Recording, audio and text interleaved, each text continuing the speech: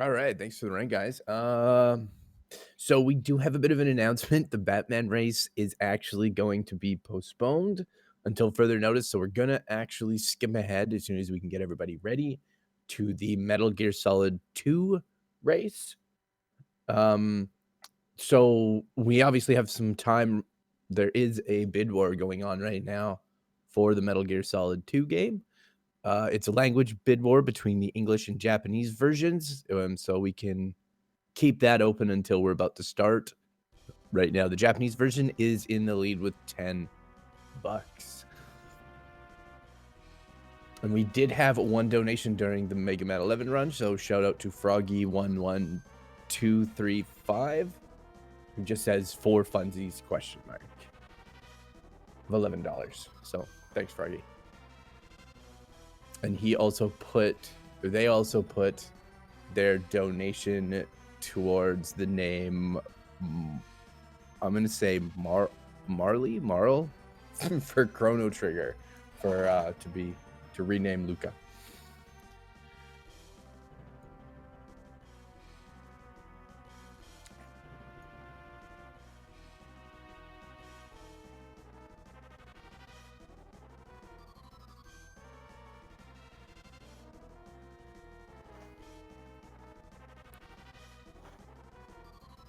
Oh, as we get set up for the Metal Gear 2 Solid race, just a reminder that we do have other bid wars going on, of course.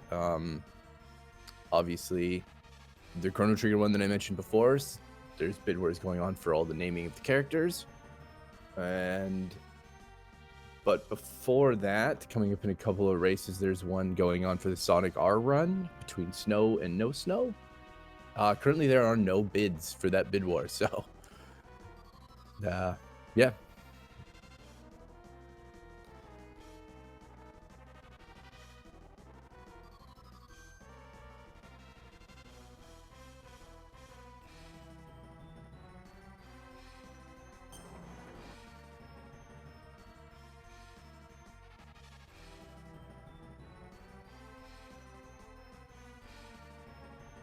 And there are raffle prizes going on as well during this marathon. So for $4 for each ballot, you get entered into a draw to win either the NES Perlers, the Simon Belmont Perlers, Chrono Trigger Perlers, kindly donated by Kakun.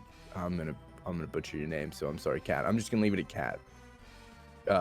Gooby with the Simon Belmont, and Chrono Trigger with Wifey, or from my right, Wifey Keat. For $10, there's the Pixels for Peace Sparkster reproduction cartridge. I'm assuming it's a reproduction. I'm not. Don't quote me on that. By Biddy Conquest, so thanks for that. And Mannix, of course, putting up an Xbox One console at $20. Pixels for Peace Marathon is all the money is being donated to the Save the Children Foundation. So it's get the money in and help save the children.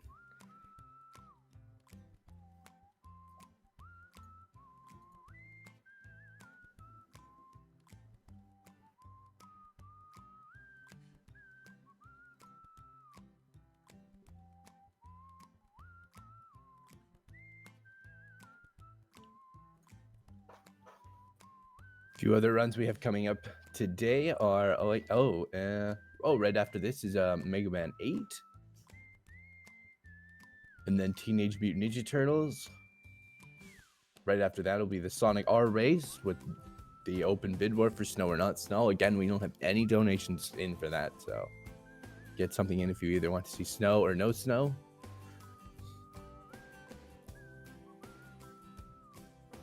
The Streets of Rage is also today, as well as Chrono Trigger.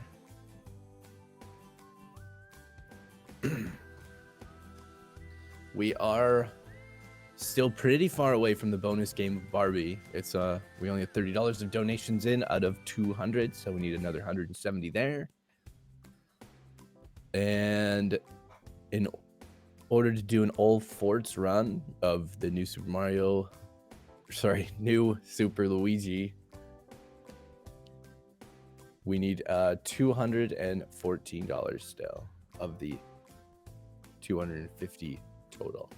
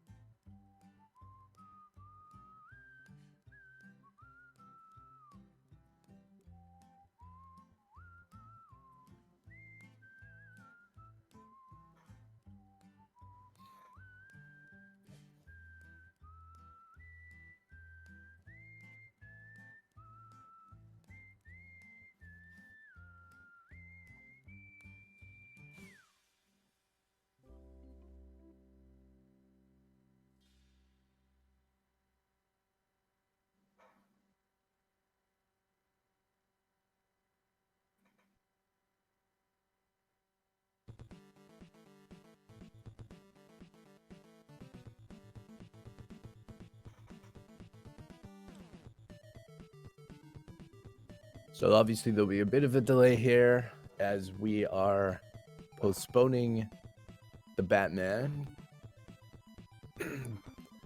race, the Batman race. Just waiting to try and get the Metal Gear Solid 2 boys together.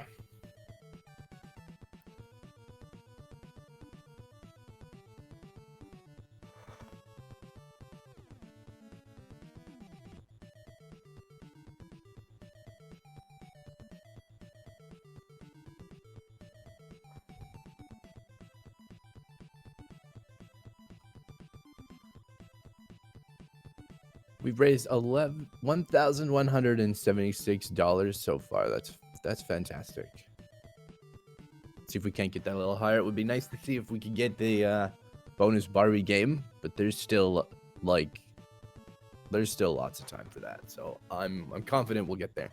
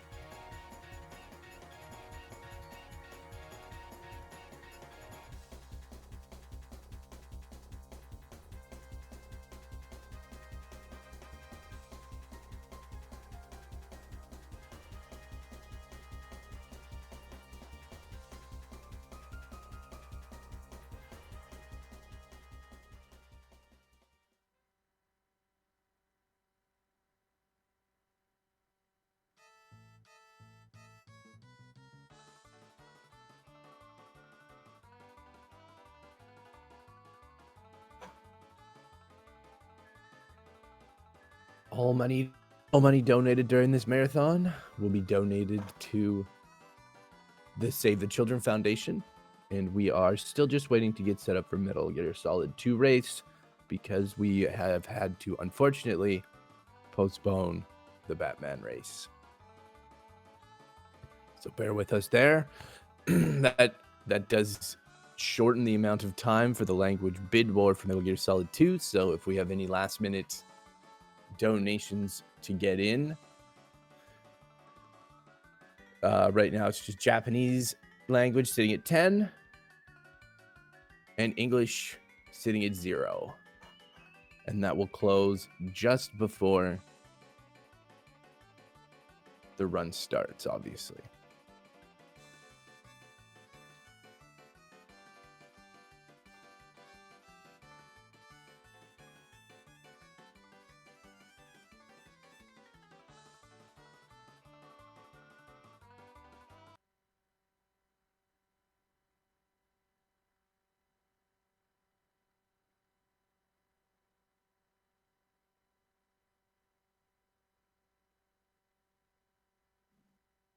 Okay. All right. See you, Plywood.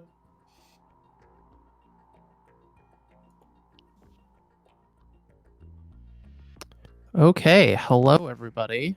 Hey, what's going on? I think this thing's live. I think you are right. All right, we're live. Except my feed has been shut down. I'm supposed to be on a separate feed. Oh. All right, fantastic. So, hi everybody.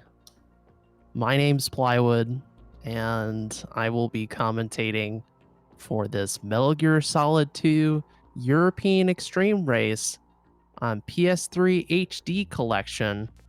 And we're going to be using the Japanese language here, the Japanese version. Oh, I'm supposed to be joined by Apache Smash. He's not here yet, and I am not going to pretend I'm British and have like a weird conversation with myself. Like, this is not going to work. So instead, you're just going to be hearing the dulcet tones of me. So I think both of the runners are ready whenever. All right. So we'll close the bid war then, and we'll say the Japanese language. Yeah, I think it's fair to say we're going weeb today. All right. Well, good luck with the race. Yes, good luck to dlimes and Tyler2022. Ugh, excuse me.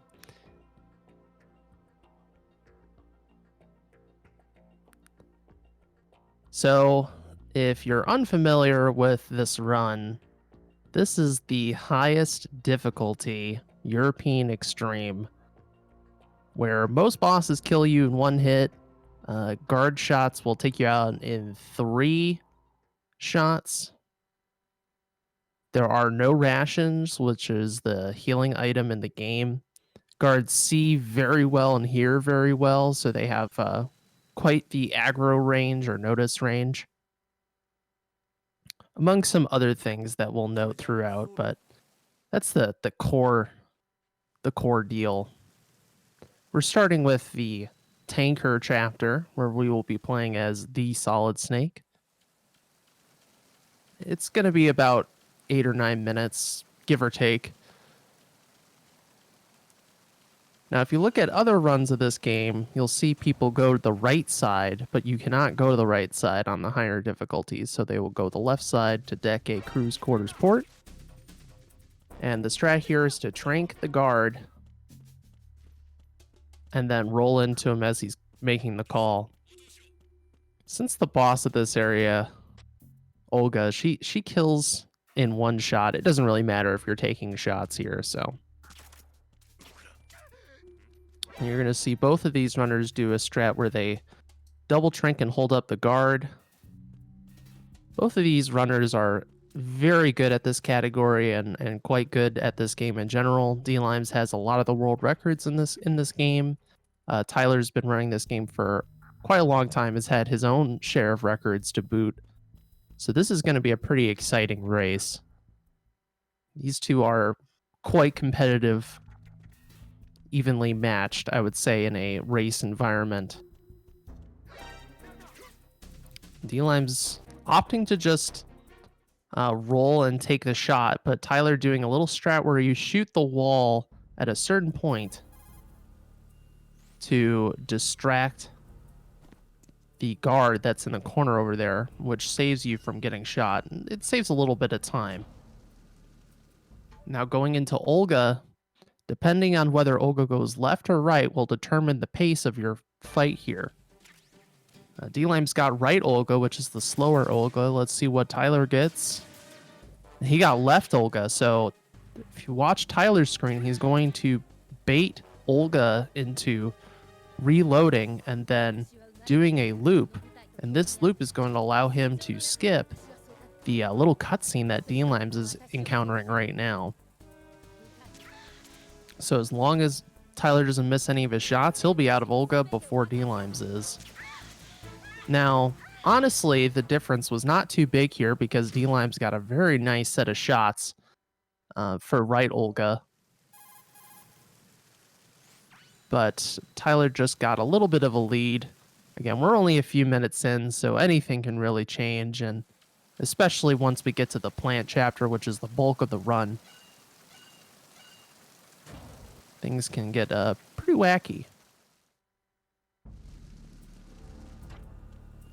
Okay, so now that we've fought Olga, we now have the USP, which we need to complete the tanker, because we need to shoot out some sensors with the USP by the engine room.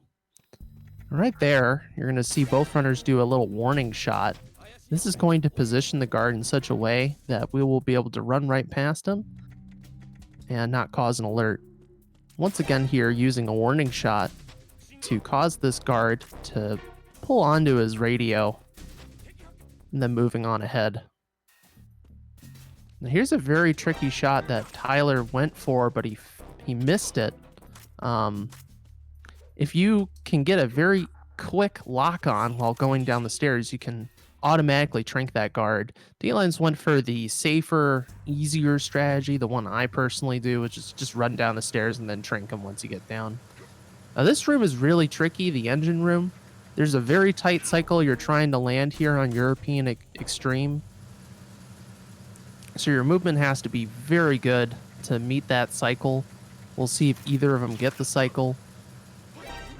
I don't think either of them got the cycle. So the goal is for this guard not to notice us, but it's okay. We'll just shoot out his radio. And now that we're on caution, or the guard is running away, we skip a little cutscene there of a guard entering this area, and then shoot out the sensors, making sure not to blow up the boat because that is bad business. Now we enter Deck 2 port. Alright, so coming up is the guard rush, as we like to call it. We're going to be going into another area after this one, and we'll be fighting several guards, one after the other,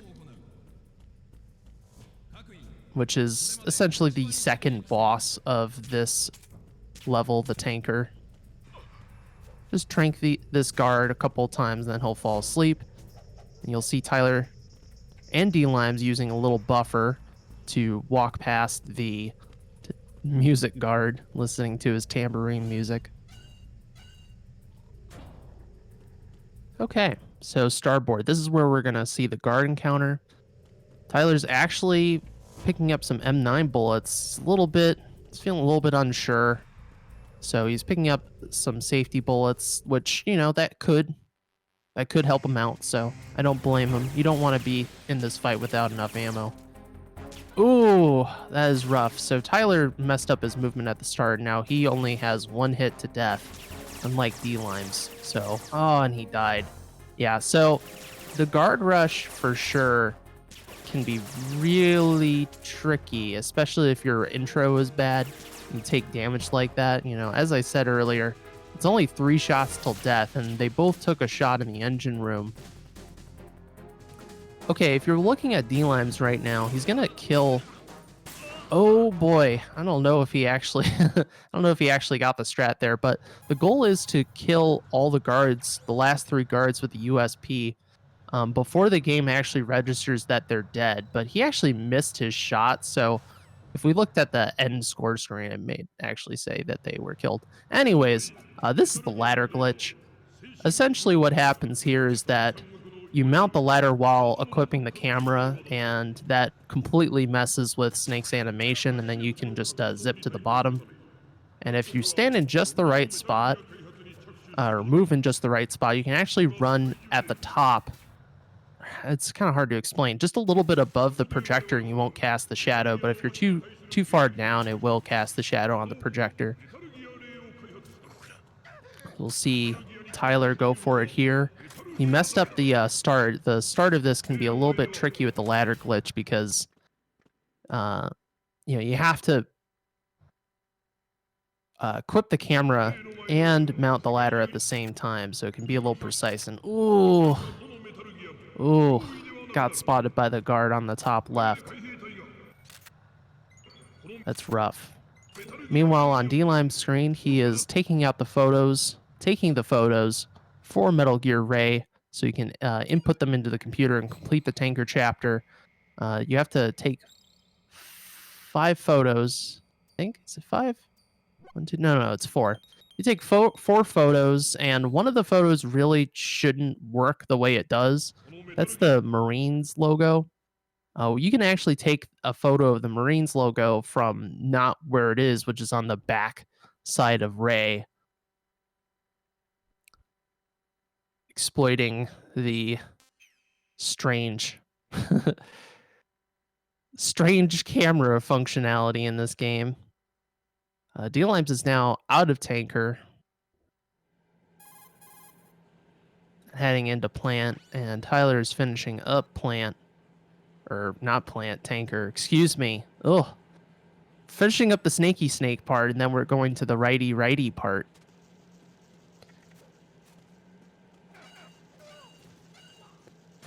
So, Raiden plays a little bit differently than Snake. You're going to be noticing that both runners are going to be doing a cartwheel, rolling in air, spinny kicky. And that actually does save time in a straightaway.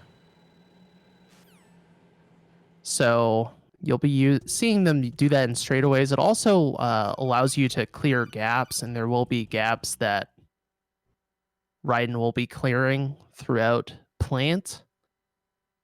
So in a sense, MGS2 is a platformer. So, you could put this right next to like Super Mario and Sonic the Hedgehog. This is a platforming game.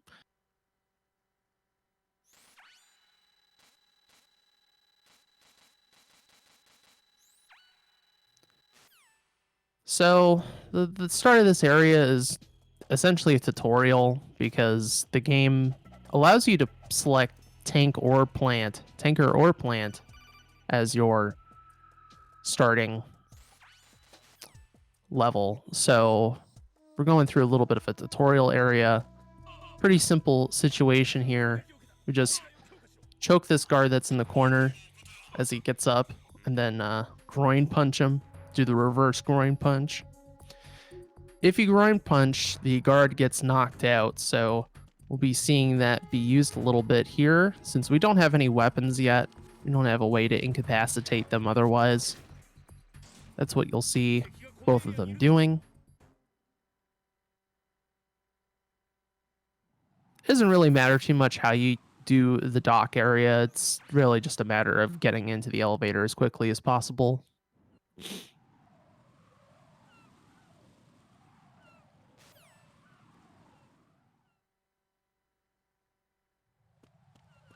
So we're heading over to Strut C, and that is where Pete Stillman is.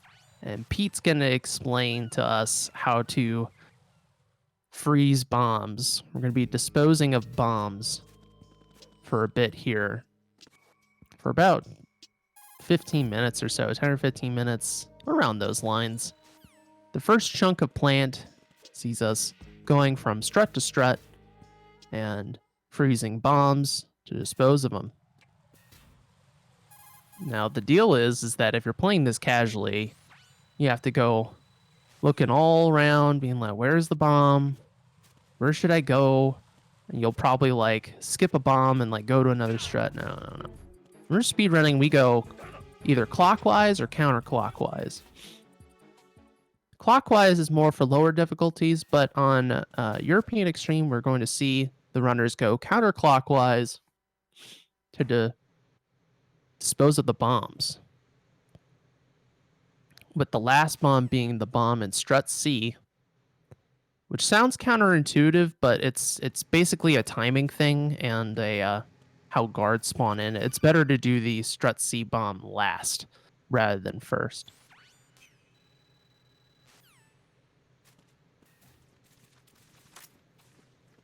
As you can see, D-Lime's using the cartwheel to gain forward momentum while a codec is being played.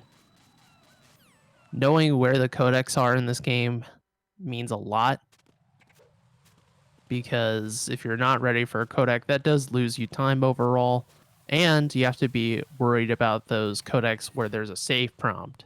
And if you open up the save menu, you're going to be losing a lot of time on PS3. Much more than you'd think, especially if you have a lot of saves, which I think both dlimes and Tyler probably have a lot of saves for practice purposes.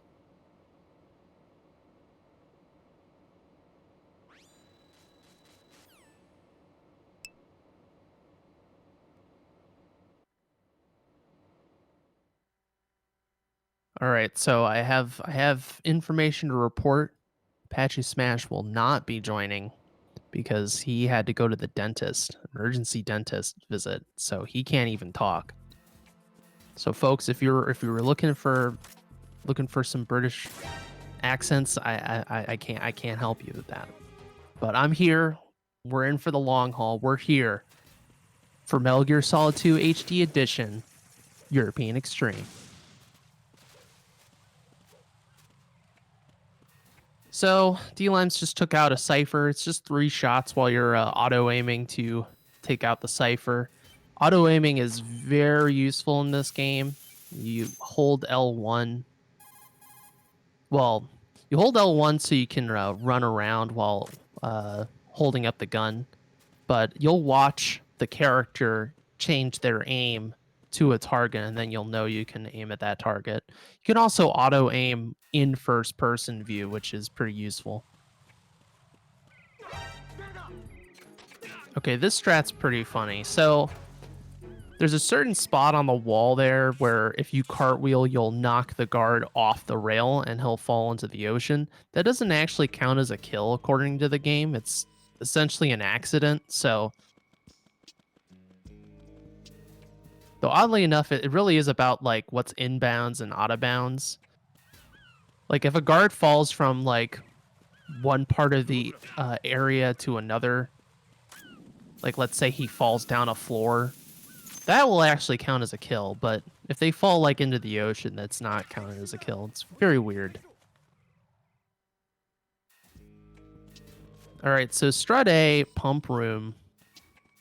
What you're going to see D-Limes do here, actually got a nice groin punch there. He's going to be freezing the bomb from the wrong side. There's a certain angle you can hit,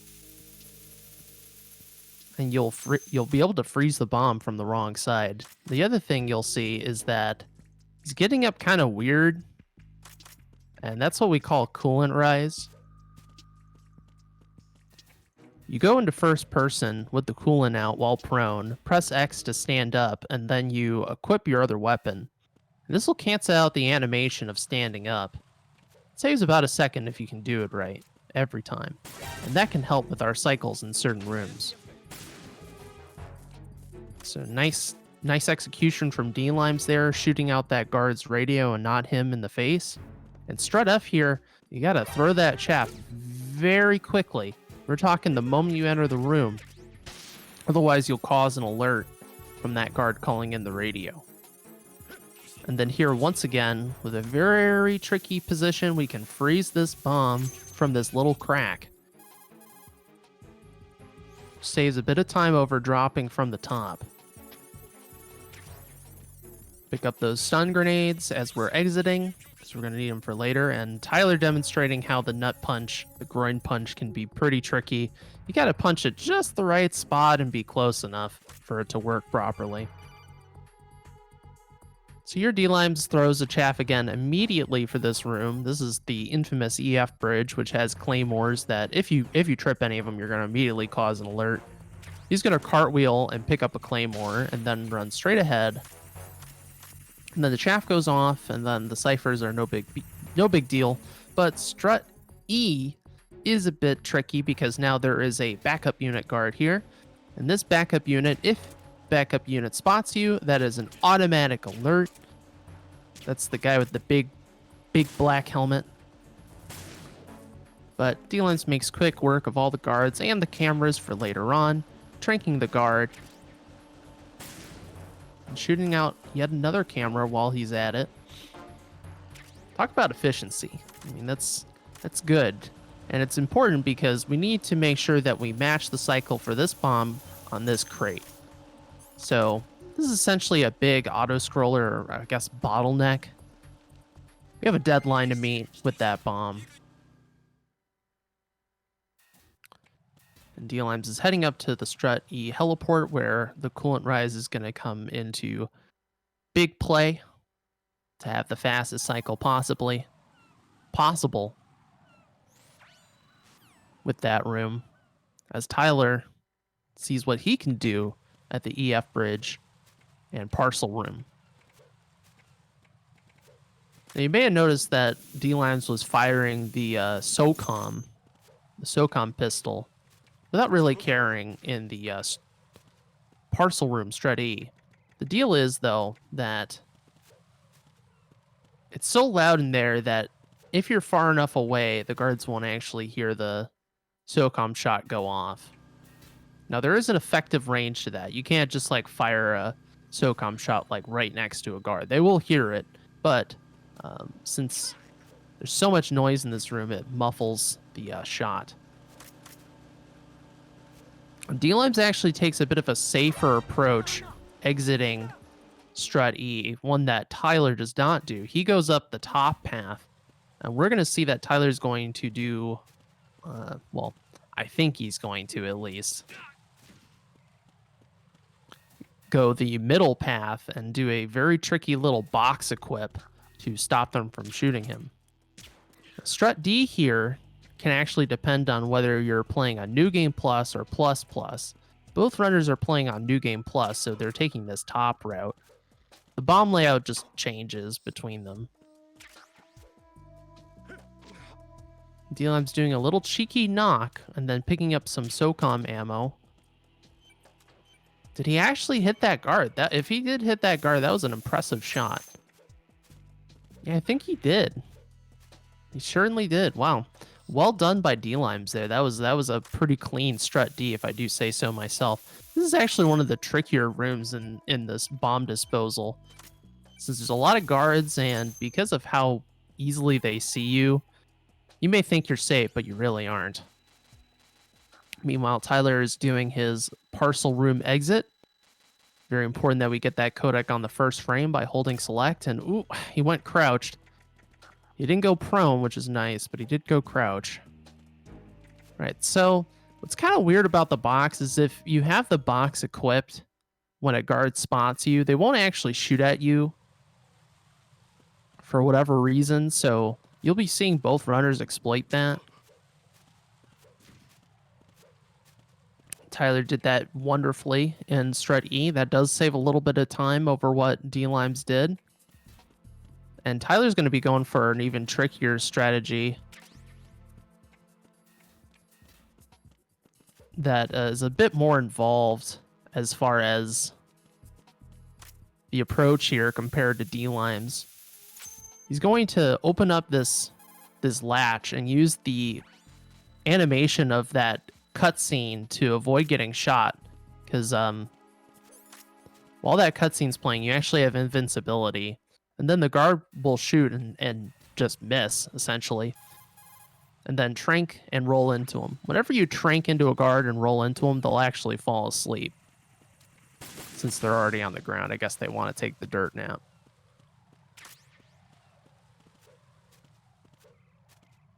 So that was actually pretty good on Tyler's part. A very interesting contrast we can see between the two runners. D-Lime's going for something a bit safer, more consistent. Tyler going for something a little bit more fast and furious, but I mean, I kind of get it because he is behind, so he has to try to make up time. This is not an insurmountable gap, by the way.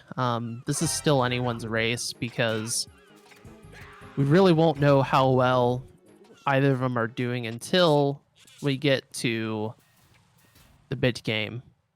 That's where we're going to really start seeing pace, but even then, the end game can completely flip pace, as I am very well aware, and someone I raced, Platonic Guy, when we raced regular extreme, the pace completely changed at the end of the game due to some pretty bizarre luck. We'll get into that later, but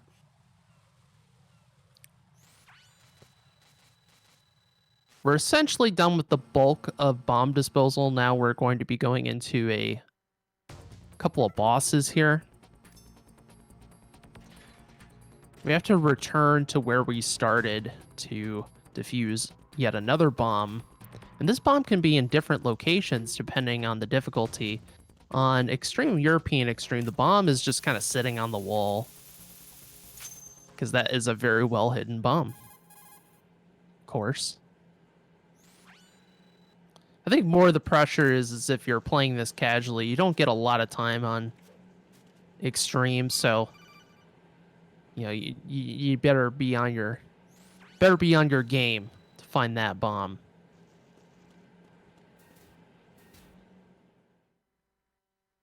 Tyler demonstrating the cartwheel strat, and D-Lime's now going to fight Fortune in quotation marks. The goal of this fight isn't to actually fight Fortune, it is to make her destroy the forklift, because that is tied to the speed of this fight, and then just avoid damage. Now, D-Limes is going with the cardboard box strat. This is a slightly slower strategy due to lag, but arguably easier. I find this strategy a lot easier to accomplish. Because the cardboard box allows you to turn more quickly and you have a lower profile, as long as you time your turns properly, Fortune will never hit you while you're in the box. Now, you don't want to get hit by this railgun. It'll probably kill you. It's pretty dangerous, especially, like, let's say at Tyler's health. But it's just a matter of rotating back and forth. You can use the boxes as cover, but they don't last forever. Tyler's going to be doing a completely different strategy, though, I'd imagine. I can't see him doing anything differently. He's going to be abusing I-frames, invincibility frames, from popping in and out.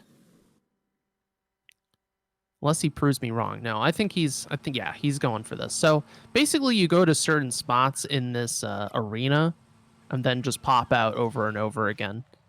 And while you're popping out, you have invincibility frames. So it looks very weird, but it works super well. The only thing is that you have to pace out your pop outs appropriately and start them appropriately, which is the thing that always messed me up when I was doing this strategy.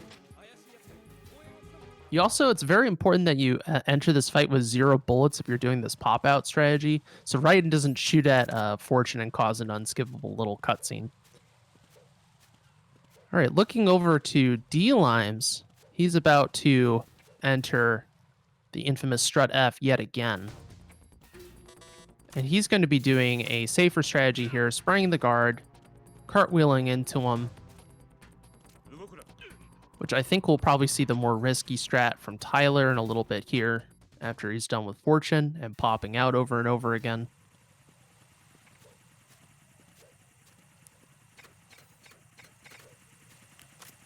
D-Limes is going to stop in place once he hits this little shadow to let the Cypher go on by. And then here in Strut E, he needs to equip the box to avoid being spotted and then shoot a warning shot. Oh yeah, I think he messed it up a little bit. I think he went maybe a little bit too late, and that's why he got shot there. Which is not good. You want to have as much HP as possible going into Fat Man.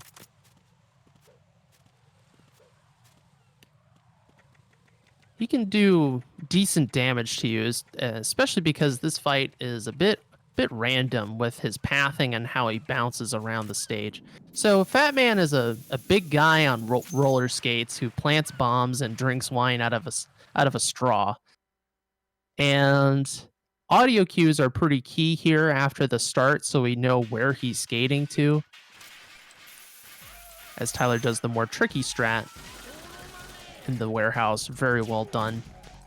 So you got to shoot out his roller skate, knock him to the ground, get a quick shot off on his skull, and then freeze the other bomb. Then he's going to dance in place, and you shoot his skate again. You can get 2 shots every time Fat Man lands.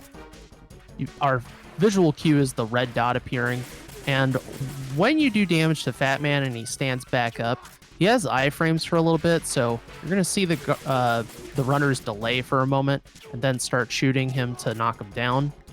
There's other ways of knocking him down, like punch kicking, but you have to be like, he has to be standing still for that to be viable. And it looks like D-Lime's actually having a fairly good Fat Man here. He's getting those double shots. It's very nice. It's good that Fat Man tries to counterattack with his little machine gun, because that means he's wasting his iframes. That was a really good fight for D-Limes. So definitely not letting go of his lead with the Fat Man fight. Well done. Let's see how Tyler handles it. Getting a very tricky little freeze on the corner there and shooting out the skate. The start of this fight is really, really important. That way you can get some easy shots off on Fat Man and be able to follow him around. Really don't want to lose track of this guy. He's a bit of a troublemaker. And if he plants a lot of bombs and he clicks that timer, you're pretty much screwed. So... But Tyler's doing a fairly good job so far. Too bad he didn't get that double shot there. It can be sometimes really tricky to land the double shot because, again, Fat Man bounces randomly. You don't really know how he's going to bounce. Like, he could bounce off the corner of a box unexpectedly, and then you'll just be like, I can't hit him. He bounced like 45 degrees just at the end. So you got to keep your cool with Fat Man. Tyler did a pretty good job. I think both of these runners had pretty good Fat Mans, I reckon. So he's going to be going through his series of cutscenes, and we're going to go bring our attention back to D-Limes, who now has to go... Oh, man, he had the prone. So worth explaining there, if you cartwheel at the wrong time on certain thresholds, such as like at the tops of stairs or like going through certain doors, you can actually lose your acceleration. And the whole thing with cartwheels and rolls in this game, you have to be at a certain speed for the cartwheel to work, and that little bit of deacceleration can cause you to go prone or crouched. So that's what happened to D-Limes there. You want to like go down the stairs just a little bit before you try to cartwheel because of that. So we're going back into this area to pick up the AK, because we're going to be disguising ourselves going into Shell 1 core. Between the battle dress uniform and the AK, we are now fully decked out to disguise ourselves. And again, using auto aim here to take out the Cypher. Pick up some ammo while we're at it. And now we are one with the Shell 1 core. We need to go find a contact named Ames, who has a wonderful hairstyle, if I do say so myself.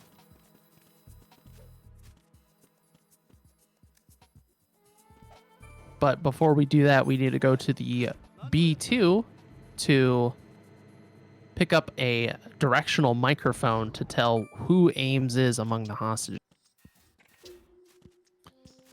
You're going to see that there's going to be a guard here who's going to cause some unskippable cutscenes. That's the running man. He likes to run around in laps around this area. There is a way actually to avoid that cutscene, but it involves going into caution. Caution typically removes a lot of the little unskippable cutscenes. Caution and alert will remove those little cutscenes, but we don't want to be on alert on European Extremes. It's a bad scene. And here's a wonderful little setup. Courtesy of I was about to say courtesy of dlimes. That's not true. Courtesy of Azu. Oh wait, what is this? Oh, he's actually going to pick up the locker grenades. He's being very, very careful. I mean, I understand it is a race. Maybe Tyler's going to be going for that setup. We'll see. But dlimes is totally decked out on stun grenades. He's very much prepared for the end game here. I was a little bit surprised. I thought he was actually going to go for the setup, but hey. Tyler's actually going the right side here. Ooh, oh, man. Almost ran into that guard. You do not want to run into a guard while you're disguised. Okay, so Ames spawns in a random spot on New Game Plus and Plus Plus. This is an okay spawn. It's not the worst. This is fine. The spawn that dlimes got is fine.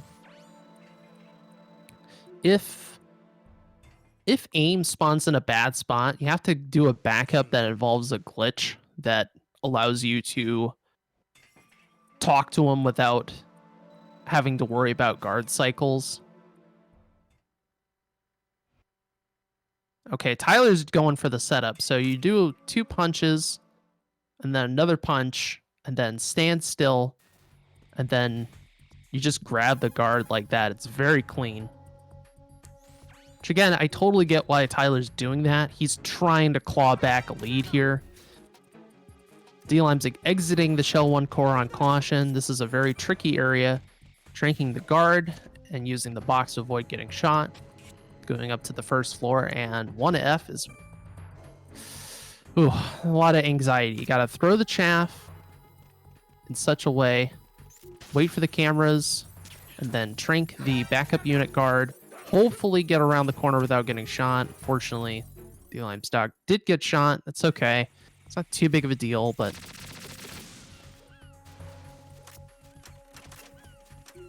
so right here, as dlimes is coming back to EF, those platforms that are gone, those will stay until near the end of the plant chapter. So you have to remember how well you did with the cartwheels there for the lost panels. He did fine, so it's not a big deal, but ooh, he took another shot, and he didn't shoot out the radio there. You want to shoot out that guard's radio so he runs away. Now dlimes is going to have to do something not how you want to really do it. Yeah, he has to do a backup where he drops to the rail, but it's okay. It's just that if he takes another shot, he's dead, so we also want that guard alive, or not, well, not asleep. That way he'll call in another caution. Tyler getting around that corner eventually, and now dlimes is using the box to disguise himself among the boxes. Be one with the box. Remember that. So we're about to approach the 1-2 connecting bridge to connect both shells of this, well, 2 shells of the big shell. Connect this plant together. And there's going to be a series of sensors that both runners are going to have to shoot out. First, dlimes. These sensors are for bombs that are set to blow up the bridge. There's more bombs on the higher difficulties, including two ciphers, or little UAVs, that have sensors on the top of them. And if you accidentally shoot the cipher, that blows up that blows up the bridge, so you gotta be careful with that. We'll see if D-Limes hit Lance's shot. He did. That's the shot you really don't want to miss. There's a lot of different ways to approaching the bomb disposal here. Oh, he didn't hit that bomb. He didn't hit that bomb with the birds. That cost him a little bit of time that he had to go back. But it's not too big of a deal. This is still fairly fast. But it's annoying when you, like, thought you hit a bomb, but you really didn't. Okay, so this is the Harrier. This is arguably the hardest fight in the entire game. Both to learn, to execute, and to optimize. That's actually 3 things, not both. But you got to pick up the Stinger immediately, and then you want to try to hit the Harrier on the outside wing that does the most damage. And let's see if D-Limes can get that 5 shot. He most certainly did. That means he has the opportunity for the fastest Harrier possible. Meanwhile, Tyler's not using the rifle. He uses the SOCOM, but he's running out of ammo. Hopefully he doesn't lose out. As D-Limes gets those shots off on the Harrier while it's on the opposite side. And then he's going to get into this position to get a cheeky little shot during this cutscene. Once he starts saying die and the missiles deploy, you can exit the cutscene, fire a missile, and it's going to lock on. And then you fire another missile after that. Hits. You get some easy shots on the Harrier, and every hit really counts on extreme since the Harrier takes a lot more damage to go down. And then here's a pop out. Try to get a nice shot while it's flying over. You got to time that properly, because if you mess up the timing on that, you'll actually die. The Stinger will blow up right in your face. So that's fun. Let's see if I can't quite tell if D-Limes is... Oh, okay. He was like, maybe I'll try to squeeze in another shot, but he's like, I probably shouldn't do that, which is probably the best call, because like if he failed that, if he tried to squeeze in another shot like that, he would have been in big trouble. Let's see if he can actually take out the Harrier before it flies away. All right, he did. That was pretty tight though. More tight than I think D-Limes would prefer it. As Tyler's doing his die shots, and we'll see if Tyler can get a cleaner execution before the missiles start coming out. D-Limes is about to do the big leap of faith. You got to position yourself just right and angle yourself just right and time your roll just right, and then you can cartwheel across this gap. While Tyler, he said, you know what? I'm not going to do the shot. I'm a little bit too nervous about that. I totally get it. Again, if you miss that shot, you mess up that shot, you just kill yourself, and then you have to start the whole fight over again. And at that point, Tyler is going to have he's going to have to work pretty hard to get back into back in the lead. D-Limes using the BDU here. It's very key to use the BDU here so you can hit this cycle and get onto this ladder. Otherwise, the guards will see you. The BDU does act as a form of camouflage. And will Tyler also clear this before it flies away? No, he missed. He was just 1 missile short. 1 missile short. Oh, that is so rough. I've been there, buddy. I've been there. But it's okay. It's just 1 missile. But still, it's not something you want at this point where we're about halfway through the game. Trying to get that lead back. It's still anyone's game, though. This is not insurmountable still. It's very important that you unequip the BDU going into Shell 2 core, because the cutscenes here will play longer if you have the BDU equipped. It's very weird. Some may think this is just psychology, but no. This is very real-time loss if you have the BDU equipped going into this area. I am going to take a sip of water.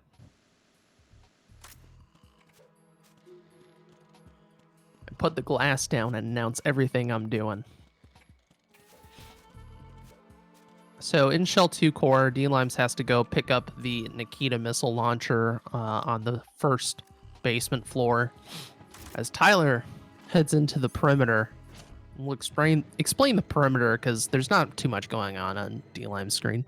So you got a cartwheel at just the right time here, and that will skip a little mini cutscene of a panel falling. And then you knock on the wall in such a position that the guard gets distracted by it and looks at the wall and not you. As you see, Tyler's actually unequipping, re-equipping his weapon. That actually does save a little bit of time while you're going along the wall. It's a form of like animation canceling. It's just faster that way. Then throwing a chaff to disable the ciphers, and then doing some Super Mario style platforming. Again, this is a platform game. To clear the gap. And entering Shell 2.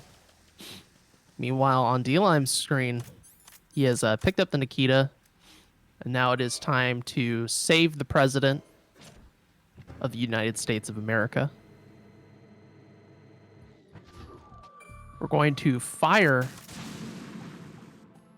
a missile to wake up the President. So he is not asleep, and then we can do a shot to take out the electrical box, the generator. D-Limes actually goes for a safer approach for firing the Nikita. He climbs the little box. I am very sure that Tyler will not be doing that. He's going to be using the stairs strategy, where you go onto that little staircase there, position yourself correctly, and then just fire the Nikita there, which saves it's like a second or so. Now, the President of the United States is going to explain the conspiracy baked within this conspiracy, baked within another conspiracy that you'll learn more about in the later games, within other conspiracies. It's some heavy stuff. He's also now dead.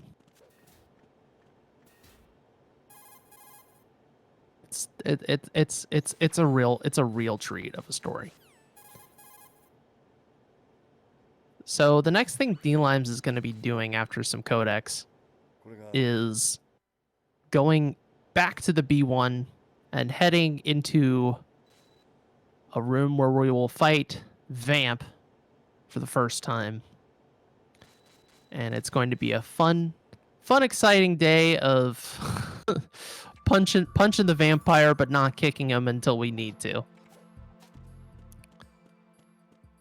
It's all fun and games until you need to kick the vampire. As you can see, Tyler positioning himself on the stairs, actually also taking some pretty exciting lines with this Nikita. You really don't want to mess up the Nikita, because if you do, when you bring the Nikita back into the president's room, you'll have to let the Nikita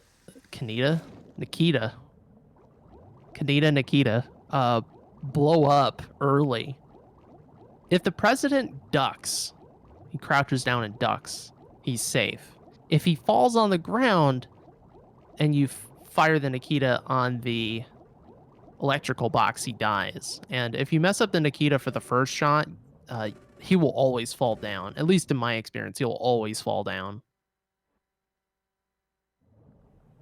So D-Lime's doing his swim sequence here. Going on through. That's actually I think that's the most optimal way to swim. I've always swum the wrong way in swim section.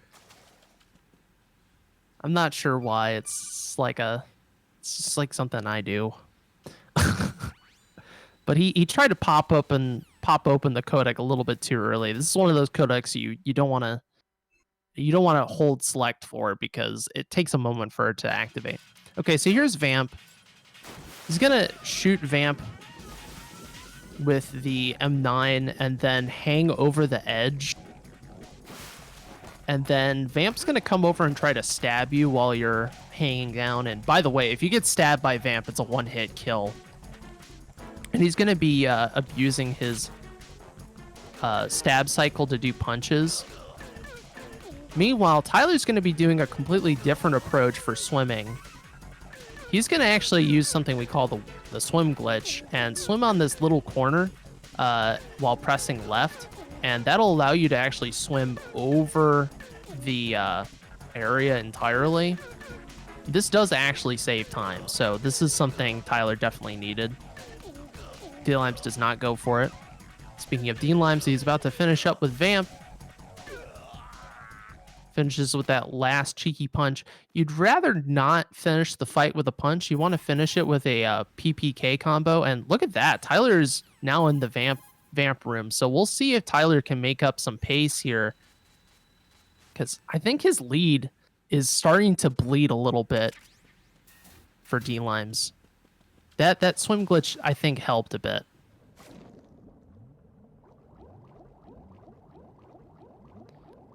So you can do a max of I think 10 punches to vamp, but you got to be really careful because that knife swing has a much wider range than you think. You're like, oh, it's just a little knife. No, that hitbox is pretty big. So positioning, timing, and movement are all key. Let's see if he can get that last kick. He did. Oh, nicely done, Tyler. So if you finish with that last kick of the punch-punch-kick combo, that actually finishes the fight more quickly than if you punched him or whatever. And he saved a few seconds that way. So, like I said, Tyler's clawing back. It's like, no, Mr. Limes. Look here, I'm going to be doing some risky stuff, and I'm going to make up some time. And he certainly did. On top of it all, Tyler's not picking up the body armor, which I believe dlimes did as well. So he is very serious about bringing this back. So the body armor is... For someone like me, that terrifies me, but Tyler's been playing without body armor for some time now. The body armor is very useful in Arsenal gear, which is the last chunk of the game, especially for Tengu 1, and it's most useful for Tengu 1 because you won't die as quickly. So we'll see if his gamble pays off at the end. Also, with the body armor, it means that you won't die in one hit to the machine gun fire from the rays at the end game, which isn't that big of a deal, honestly. Like, it's fairly easy to avoid getting shot by the rays, but anyways, I'm not even explaining the escort sequence here because there's a lot of exciting stuff with the pace going on. We're going to see how this all plays out. So we're escorting Emma Emmerich, who's the sister of Hal Emmerich, our buddy, Mr. Otakon. dlimes picking up the PSG-1T, getting some air for Emma, and making sure to avoid the bombs, because if you hit a mine, you're just instantly killed on European Extreme. There's a whole set of techniques for Emma here. You want to be in the right position to grab her hand. There's fast hand grabs and slow hand grabs. And dlimes is going to do a little bit of a...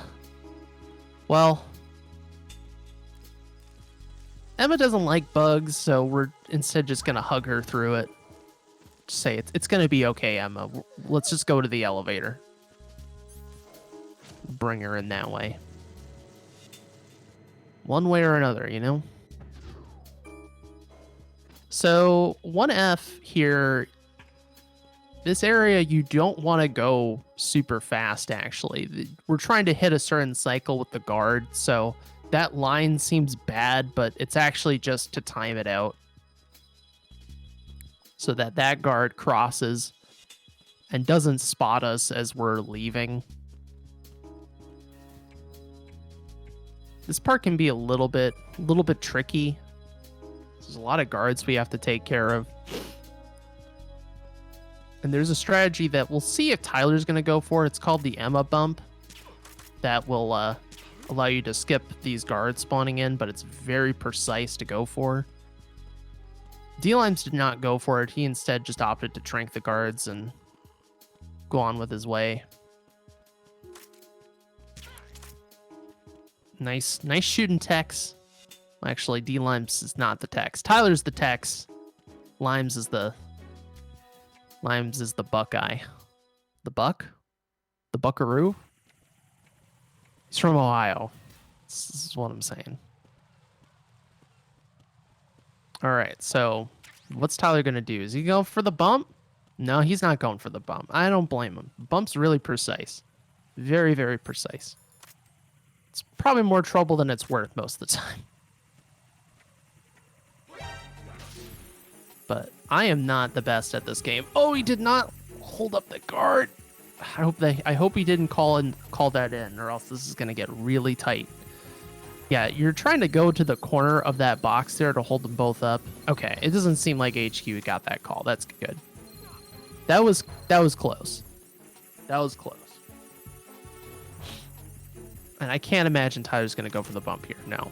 You can bump Emma through the doorway, and that'll actually put her forward, but that has a chance of causing Emma to fall through the floor. And if Emma falls through the floor, your game's soft, then your run is over. So not the best thing to go for in a race unless you're, you know, you want to bet all the marbles, put all the marbles on the table and see if they fall to the floor.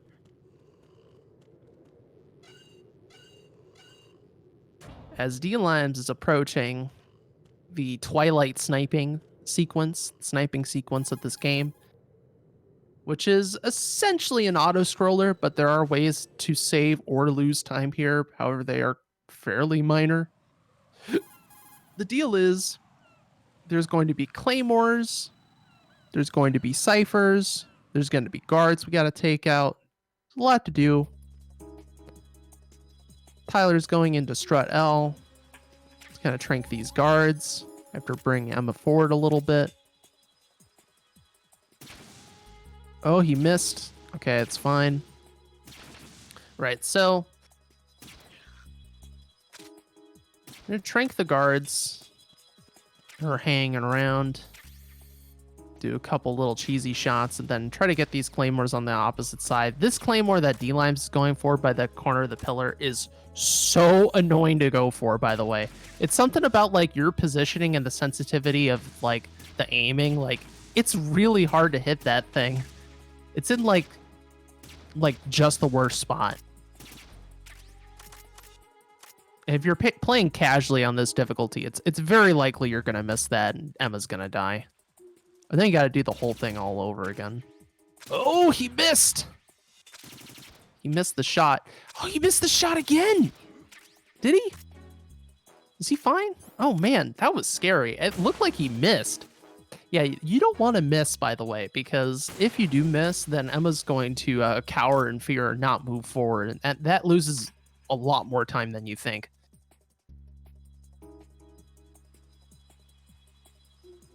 That was really close. That looked like he missed. Now, granted, maybe my preview's a little bit low res, but still.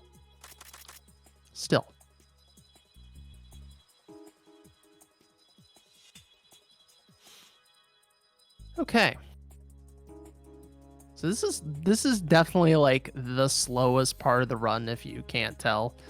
I mean, it really all it comes down to is like putting your aim at the right spot and, you know, using the pentazimin to steady your aim at the right time so you can get easy shots going. Both of these players, they're really good. Like this area is not really going to give them all that much trouble, I'd imagine. Basically, the only way you could like really save time here is by having good menuing and there's this weird thing that if you look at Emma with your scope on her, she'll actually fall over, so you want to avoid looking at her as much as possible.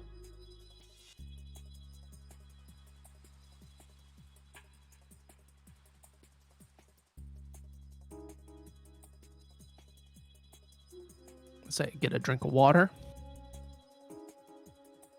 Tyler's showing the little trick here. If you quickly equip and unequip, it'll actually steady the aim of your rifle. dlimes going for the second silo, second pillar guards. And he did a good job of it too. He knows exactly where to aim, where the ciphers spawn in, all that fun stuff. He's prepared.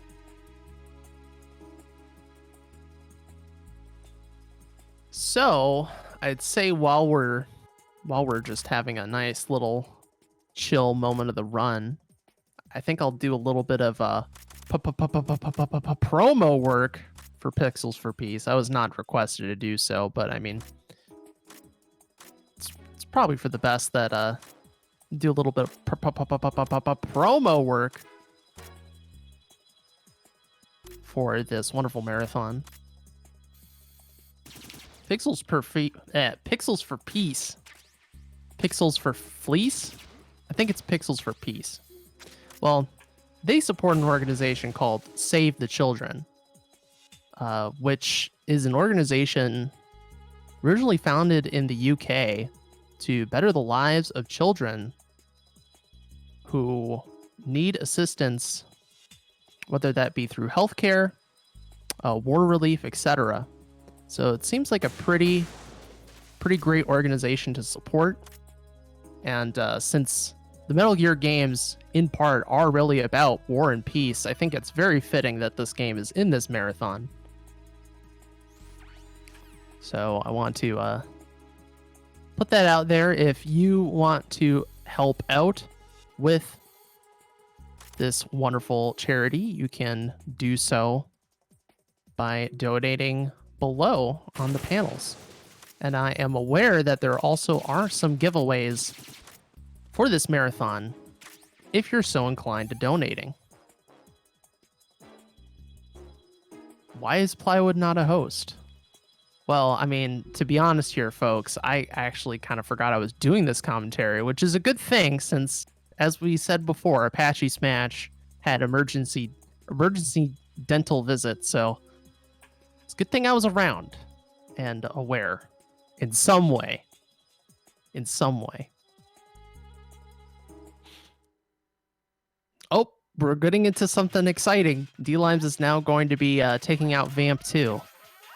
Or we call it Vamp 2. It's actually just shoot the guy in the knee. And D-Limes has found this really, I don't know if he found it, but there's this awesome spot you can aim at where you don't have to move left and right, which is fantastic because you just aim at his leg and it doesn't matter where he's moving Emma, you'll still hit Vamp. It's great.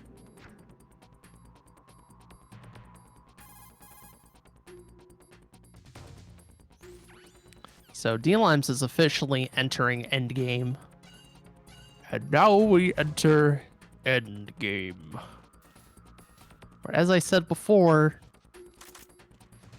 really is anyone's game. Tyler's behind by like, I don't know, a minute maybe?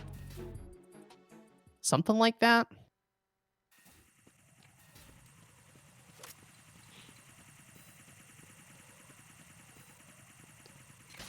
D-Limes throwing the chaff and now has to navigate the panels that were dropped earlier.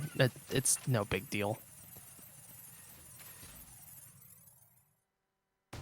He didn't drop a lot of panels. If you drop too many panels in one go, you'll actually be unable to cartwheel past the gap. But as long as you're cartwheeling, like that shouldn't happen. And both of these runners know how to time their cartwheels out perfectly.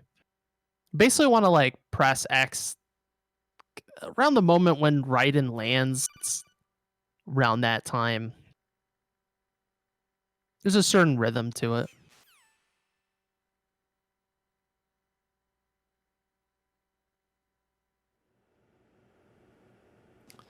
So we're going to get choked by the former president of the United States and kind of our dad. Oh, Tyler going for the alert. He doesn't care. I mean, he already lost Big Boss earlier, so I kind of get it. I think D-Limes is still on pace for Big Boss, though, so that's pretty cool.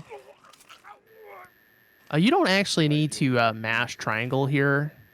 This quote-unquote torture sequence doesn't actually count. Yeah, maybe the Tinker Guard Rush. That's right. The Guard Rush might have killed his big boss. It's hard to tell unless you go all the way to the stats. So,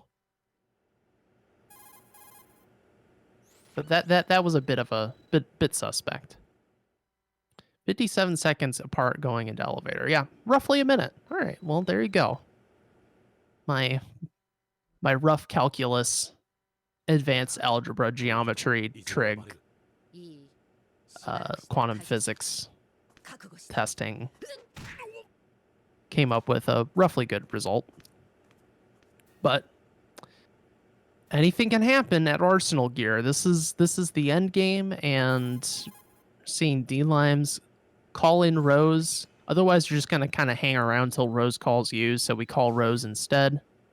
You need to talk to Rose to exit this room. So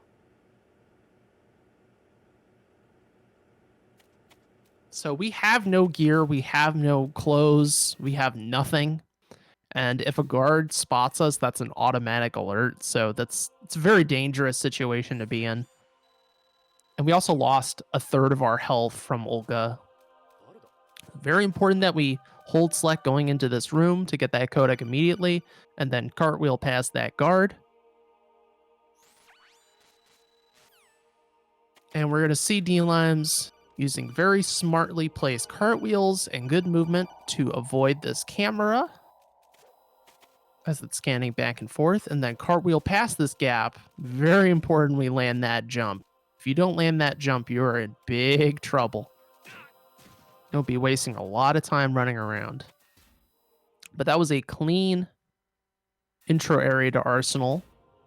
Now we're in the ascending colon, and this is essentially, well, when you play this the first time, you're like, how am I even supposed to advance here? What's even going on? You got to stand in a certain area, certain range in the ascending colon, listen to codec calls until Rose calls you. That's the deal. As Tyler has his time to shine in the first area of Arsenal.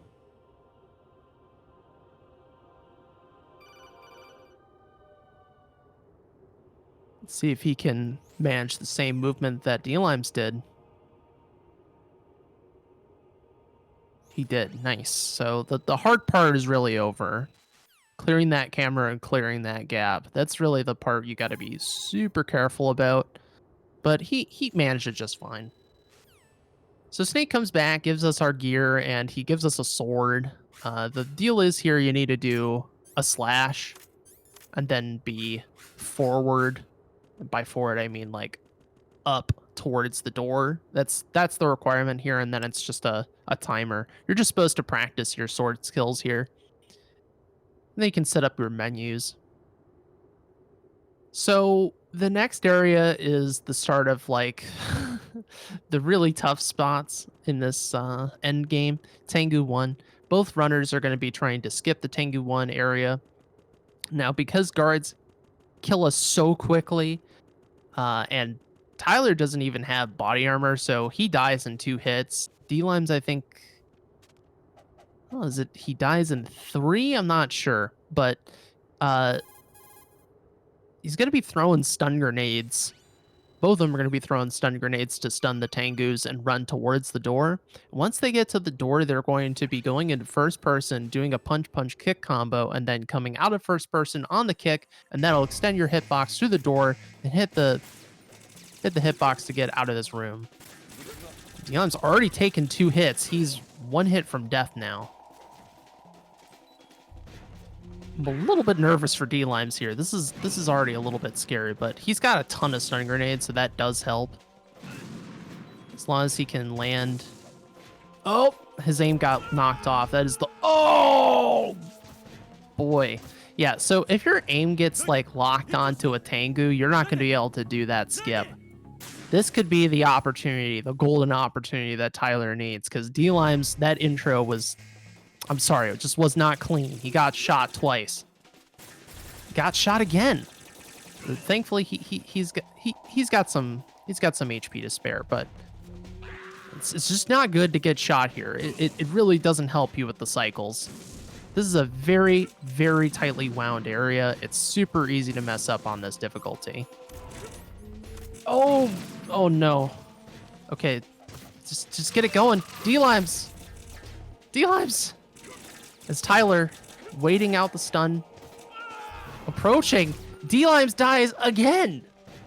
Tyler getting his first go at the door. Let's see what he can do.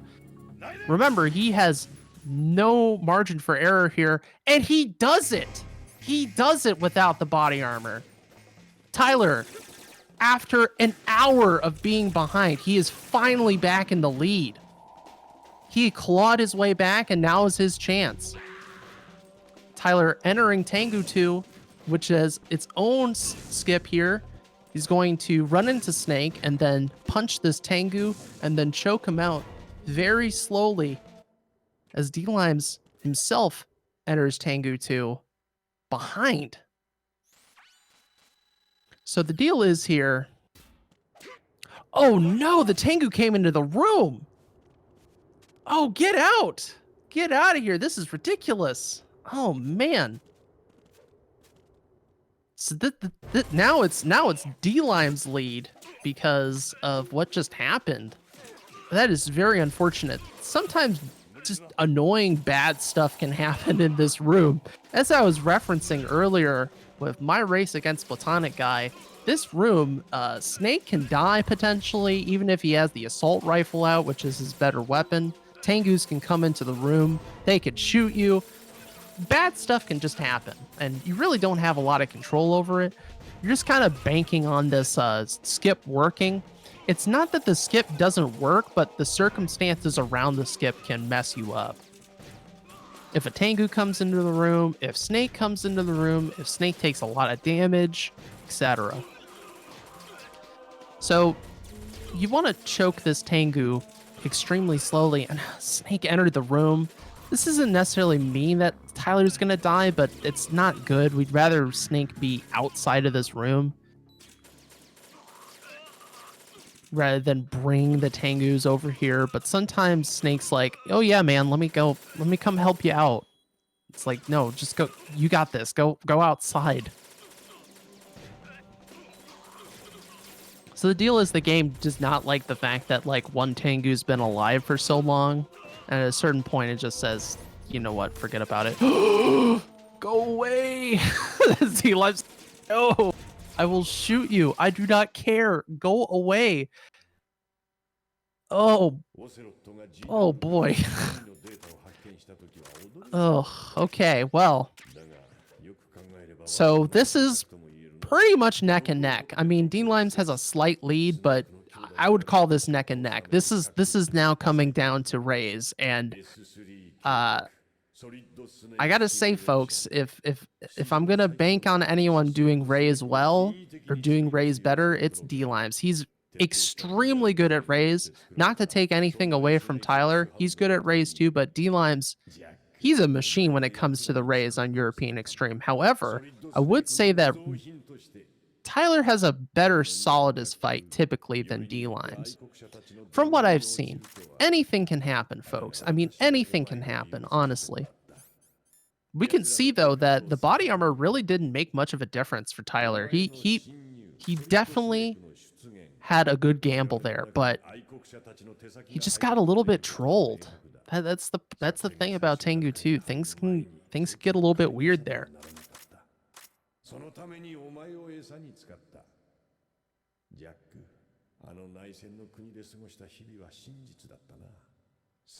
I had to drink some water there. Whew. Getting winded from all this excitement at the end game. This is a tight race, folks. This is a tight race. So here's the deal with the Raze. There's a lot of things. There's a lot of deals. A lot of deals you have to make with this Raid fight. Oh wow, this is a different setup I'm seeing from D-Limes. He's doing a more risky strat. He's clearly trying to pummel his lead into the ground. This is not what I typically see. Tyler's doing the more typical strat, and D-Limes is going for something much riskier.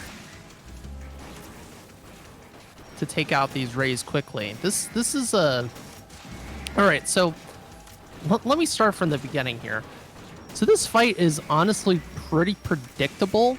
The thing is that for it to be predictable, you need to execute correctly. The rays have to cooperate, and you have to time your shots properly. So ideally what happens is that you keep this fight in a loop situation. And both of the runners did two very different approaches. Tyler did the more standard start. D-Limes went for a much riskier approach on the beginning. His D-Lime start is definitely faster, but it's way more prone to error. Thankfully, he didn't fail it. Now it's just a matter of, can Tyler keep up, or will D-Limes mess up? And like I said, D-Limes is really good at the rays. I can't understate that enough, or overstate that. So essentially what you need to do for this loop is you need to address the ray on stage, and then basically keep the rays that are off stage in tandem. Eventually one ray is going to jump on stage, and then you address that ray, making sure to pick up some stinger ammo along the way. And that's pretty much the short and narrow of it. There's a certain spot that you'll see the runners stand on the side just to get a clear shot on everything. And the deal is, you need to shoot them in their open mouth to get the full critical damage. And then if you shoot them in the mouth without, or I guess more so the head without their open mouth, will do non-crit damage. And I believe it's 3 crit hits and then 1 non-crit hit to destroy the ray. So Tyler's just a little bit behind. Like, it really just comes down to if anyone, it's kind of like who blinks first at this point. Once again, I want to remind everyone that every attack from the ray will kill you, aside from the machine gun. Unless your name is Tyler2022, who did pick up a body armor. And then, yes, every hit will kill you from the ray, which is, yeah, that's fun. So a very weird thing with firing stingers in this game is that you can fire it and then lock on. Depending on how you're, like, firing the stinger, you can actually curve the stinger in a certain direction. And curving the stinger can be very helpful because sometimes, like, the ray's arms get in the way if they're moving, and so you have to position your shots properly. D-Limes had a little bit of an issue there. He wanted to hit that ray again, but he needed to go pick up ammo, so that is not ideal. I would not call that ideal, but I think he's still in a slight lead as far as the rays are concerned right now. I think he's ahead by like a ray, which really isn't a lot, by the way. That practically still means nothing. But they are both... Ooh, he almost got hit by the laser there. If he got hit by that laser, forget about it. It's over. It's over. You gotta be ready for that water cannon. Hit by that water cannon, say goodbye to a few minutes. So...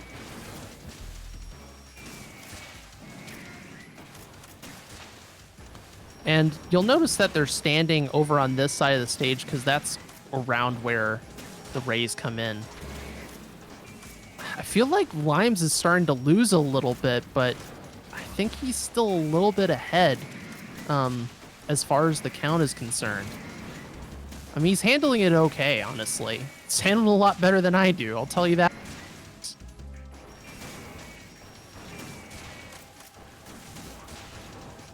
Trying to time that stinger shot so that it hits just as they come out of iframes can be really tricky because you have to think about your distance relative to the ray and when did you hit the ray last. A good way to tell when to fire the missile is based off of its walk cycle. It does like a little like walk in place, like shuffles its feet, and you can use that as a visual cue of when to fire again. A lot of little tricks with the rays. Since they're all identical, like you really get a sense for what the rays are. And yep, indeed, dlimes finishes first. dlimes finishes first. And I would owe that mostly, that's mostly owed to the fact that he had that really fast start, honestly. Though, Tyler just needs to land a few more shots, and he's not landing it. Oh, man. That is so frustrating when you're, like, right at the end and you start missing shots. Okay. I mean, it was still a good Ray fight. Don't get me wrong, folks. Like, that was still a good Ray fight. Yeah, it was a little bit sloppy at the end, but, I mean, it was still clean. It's just that dlimes said, look, dude, I know you've been playing risky this whole game, but I got my own set of risky right at the end. Man. So yeah, you do actually have to mash here, but on HD Collection, this mash is nerfed. It's not as long as on other versions of this game on European Extreme. It's only like 15 seconds, whereas like on, PC or PS2, we're talking like at least a minute. So it's a little bit better. Also, Solidus takes less damage and deals less damage. I guess they just felt bad, like how hard the end of this was, so they nerfed it on the HD collection. But even so, like, yes, dlimes is ahead, but I've seen dlimes mess up Solidus, okay? And I'm sure he's probably feeling a little bit of the pressure here because I've typically, from what I've seen, Tyler tends to have a better Solidus fight. The deal is here is that we're going to be looping Solidus with punches. And you're going to be punching Solidus on his bad side where his eye patch is, and then slashing him on his good side where his eye is, and just looping him that way. But because of how the camera moves around, and also just like nerves, like this can get a little bit gnarly. So like already dlimes has messed up the first, like his first loop. He punched at the wrong spot. So we'll see what happens. He's gonna have to mess up quite a bit for Tyler to claw this back, though. That much is true, but I mean, you get kicked a few times, you mistime your hits, like I could see it happening. It's not unrealistic, but it really is dlimes' race to lose at this point. Like I said, the camera is really your enemy because your movement is camera relative, so it's quite easy to get a little bit not nauseated, but just kind of lose your bearings. I think dlimes did the right timing there. Yep, okay, he did. And he got the short dash. Okay, that's really good. That was a good phase one. Aside from the mess up at the start, he got the short dash from Solidus, and he timed out his quad punch correctly. So really good. He counted correctly. Good job counting, dlimes. He's got that accounting skills. And hopefully, he got the elbow, which is the best attack Solidus can give you. Very nice. Tyler also gets the short dash. Very good, but dlimes is going to have to mess up like within the next 20 seconds for Tyler to actually win this.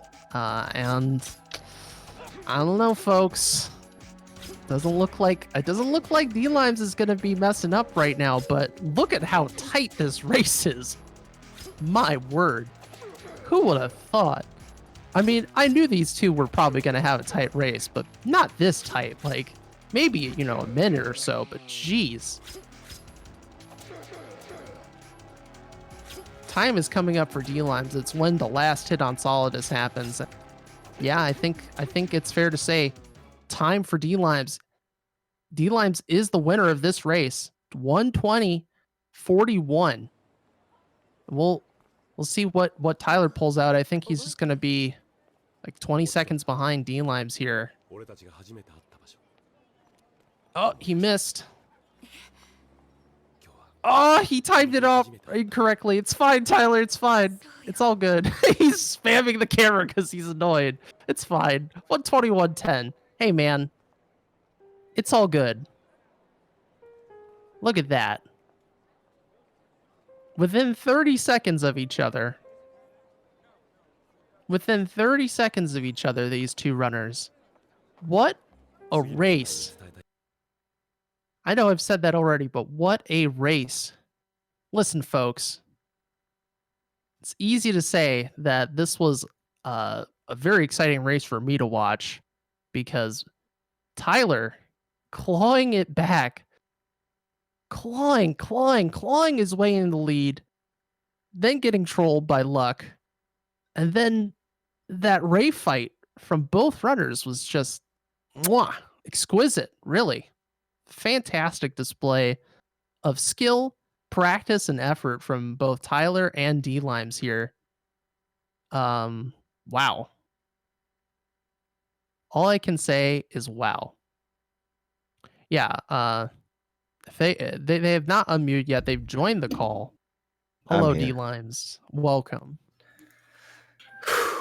Hello, Tyler. GG to both of you. That was a fantastic race to watch. You know, can only mess up Tengu 1, and it would be a race whenever it comes down to the wire that I would just get it perfectly. Yeah, because I normally have like bad history with Tengu 1, and then Snake, didn't do his job in Tengu 2 the first time around, and that made it super close. But wait, you took a it was a good continue race. too?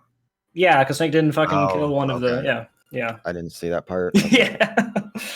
He just didn't kill one of the Tengu simply, and I just died, so yeah. Yeah. 2 deaths for me at Tengu 1. I had to dig deep at race since I lost the loop, but that was a hell of a race for sure. Oh Yeah. man, I was so flabbergasted. I'm like, look at dlimes with this risky setup on Rays, and that was honestly, I think, what really sealed your win there was that start.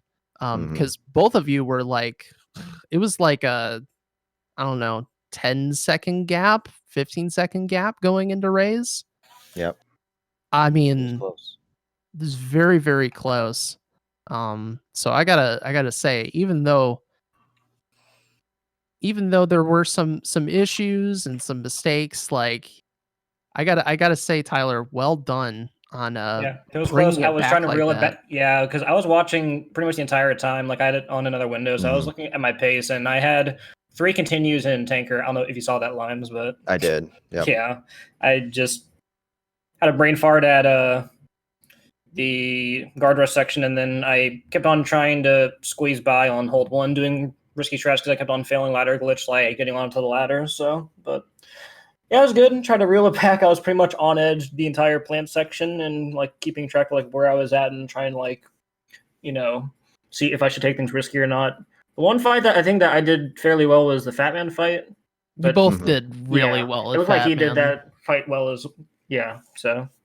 He Yeah, probably had a slight edge on Fat Man, but both were really clean. I mean, the whole thing, it was really interesting to watch, in part because dlimes typically went for like more consistent, safer, more, let's say race safe strats, and then you were like, nah man, I gotta pull this back. Well, especially since I'm behind, I like kind of have to But yeah, I think that's gonna be Metal Gear Solid 2. If any of you wonderful people out there are interested in learning MGS2 or any Metal Gear game, I'm going to do a little bit of promo work here and say check out our website, metalgearspeedrunners.com. You can check out our Discord and our community where people run all kinds of Metal Gear games, not just MGS2. But yeah. Thanks for having me on for Pixels for Peace for this wonderful MGS2 HD Collection European Extreme Race. I'm going to turn it over to Mr. McButter.